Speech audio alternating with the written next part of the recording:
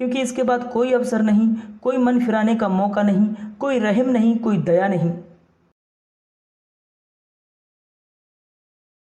जबकि आज हमारे पास समय है तो हमें सोचने और समझने की ज़रूरत है और जाग जाने की ज़रूरत है। और ये सब बातें कोई इत्तेफाक नहीं या ऐसे ही नहीं, बल्कि ये हमारे परमेश्वर पिता का प्रेम है जो उसने अभी तक हमको अनुग्रह का समय दिया है। और जैसा कि परमेश्वर का वचन भी कहता है, दूसरा पतरस 3 अध्याय के उसके 9 पद में, इसमें लिखा है, प्रभु अपनी प्रतिज्ञा के विषय में देर नहीं करता जैसी देर कुछ लोग समझते हैं, पर तुम्हारे विषय में धीरज धरता है और नहीं चाहता है कि कोई नष्ट हो, वरन यहाँ की सबको मन फिराव का अवसर मिले। और इस वचन के अनुसार ये परमेश्वर का दान और वरदान है और उसका अनुग्रह है जो हमें अभी तक समय के रूप में दिया गया है। और हमें समय क्यों दिया गया है? हमें समय दिया गया है अपने जीवनों को तैयार करने के लिए।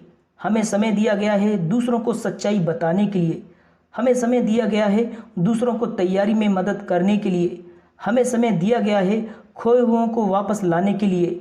हमें समय दिया गया है बिगड़े रिश्ते नाते सुधारने के लिए।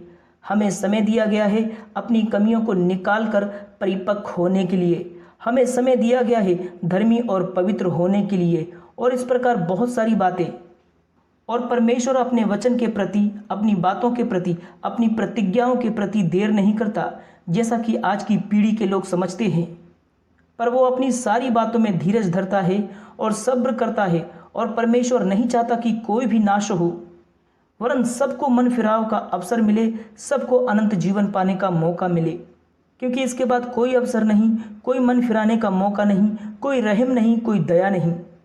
क्योंकि जब हमारे पास अभी अनंत जीवन पाने का अवसर है, मन फिराने का मौका है, तो आज ही हम परमेश्वर के पास आएं और मन फिराएं। क्योंकि इसके बाद कोई भी अवसर नहीं, कोई भी मौका नहीं, जो है वो अभी है। क्योंकि ठीक इसके बाद अनंत काल का पछतावा है, अनंत काल का दंड है जो इसके बाद है। और एक बात यहाँ पर ध्यान दें, परमेश्वर अपने वचन में, कायदे और कानून में और नियम में कोई फेरबदल नहीं करता, कोई बदलाव नहीं करता, बल्कि वो सब कुछ अपने नियत समय में अपने अनुसार पूरा करता है। जो कुछ भी उत्पत्ति से लेकर प्रकाशित वाक्य में कहा गया है और लिखा गया है, वो सब कुछ अब तक अपने समय समय पर पूरा होता चला आ रहा है और आगे भी अपने नियत समय पर पूरा होगा, ना उससे पहले और ना उसके बाद। और कब वो समय आ जाए और कब अनुग्रह का समय निकल जाए, कब कितनी देर हो जाए, हमें ये सब मालूम नहीं। इसीलिए जब हमारे पास समय है तो हम समय पर ध्यान दें और उसके अनुग्रह को समझें, इससे पहले कि देर हो जाए।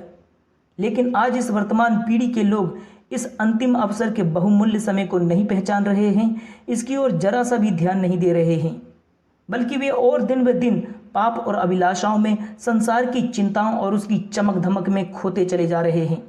इस वर्तमान पीढ़ी के लोग दिन प्रतिदिन अपनी आंखों को और अपने कानों को बंद करके इस अनुग्रह वाली बात के प्रति, इस अवसर भरी बात के प्रति लापरवाह होते चले जा रहे हैं। और जबकि इसका अंजाम बहुत ही भयानक है, जो किसी भी प्रकार से कम नहीं आंका जा सकता। और एक और बात, जैसा कि हम सब जानते हैं कि हम अंतिम दिनों में जी रहे हैं, जहां पर यीशु मसीह अब किसी भी वक्त आ सकता है हमको लेने के लिए। और उस वक्त और समय के बारे में केवल पिता जानता है। और जब समय होगा तो परमेश्वर प्रभु यीशु मसीह को इस धरती पर भेजेगा अपने लोगों को लेने के लिए, जिन्होंने समय रहते हुए अपने जीवनों की तैयारी की है उसके आगमन के लिए। और ये सब कुछ अपने सही समय पर होगा और उसके अनुसार होगा, क्योंकि बाइबल में समय और अवसर बहुत ही महत्वपूर्ण है। और जब अचानक प्रभु का आगमन चोर के समान आ जाएगा, तब उनको पता चलेगा कि क्यों परमेश्वर हमें धीरज के साथ मौका दे रहा था मन फिराने का, पश्चाताप करने का।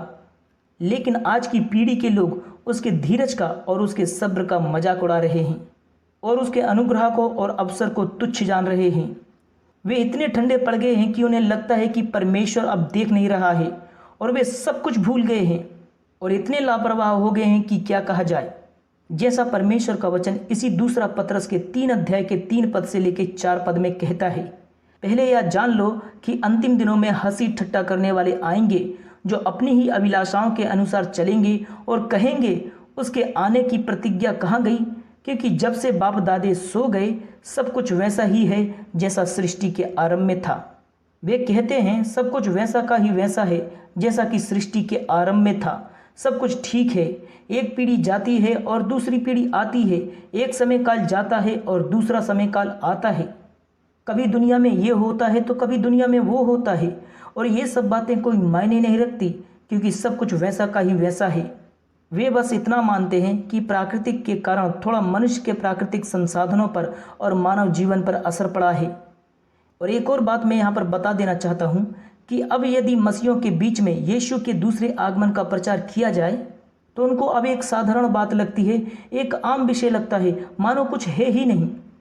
और कुछ तो ऐसे हैं जो आगमन को लेकर चिढ़ जाते हैं और कहते हैं 20 या 30 सालों से हम सुनते चले आ रहे हैं कि यीशु का आगमन, लेकिन अभी तक उसका आगमन नहीं हुआ।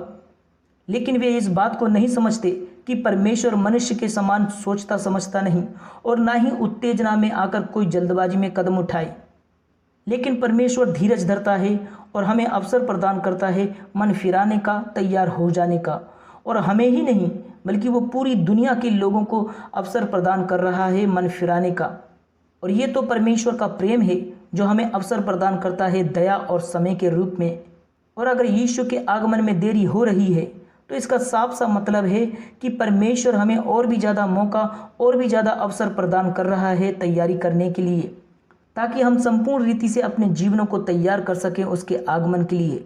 और इतना ज़्यादा अवसर मिलने के बाद भी यदि हम पूरी तरह से तैयार नहीं हुए तो फिर हमारे पास कोई बहाना नहीं बचेगा कुछ बोलने के लिए। इसलिए आज जबकि समय है, हम अपने मन और दिल की आंखों को खोलें और जाग जाएं और एक मसीह होने के नाते हम अपने जीवनों को तैयार करें, ताकि हमारे मसीह जीवन में कोई भी दाग या धब्बा ना रह जाए। इसलिए जब प्रभु ने हमें अवसर दिया है तो हम इस अवसर का भरपूर फ़ायदा उठाएं और अपने जीवनों को तैयार करें।